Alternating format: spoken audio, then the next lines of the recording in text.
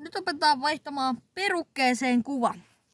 Eli tässä on 2 eri perukemallia, jotka aukeaa vähän eri lailla. Näytetään molemmat tässä.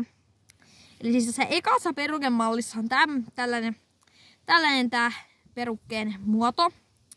Niin se avataan tällä lailla, että laitetaan tälleen suoraan ja sitten vaan painetaan suoraan eteenpäin, niin se lähtee sieltä. Sitten tästä toinen vaihe on, että laitetaan kuva pois. Näin.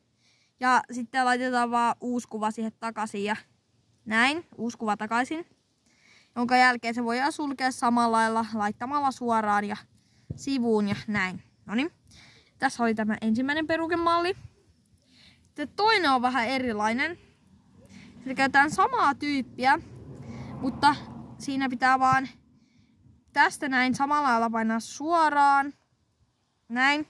Mutta se pitää ihan tänne auki saada. Näin. Sitten se voi ottaa pois. Näin. Sitten laitat taas uusi takas. Näin. Ja sitten laitat tän ihan tänne perälle. Se pitää aina muistaa, että laittaa ihan tonne perälle. Niin kuin näin. Niin kuin näin. Noin. Näin. Ja tässä oli, miten vaihtaa perukkeeseen kuva.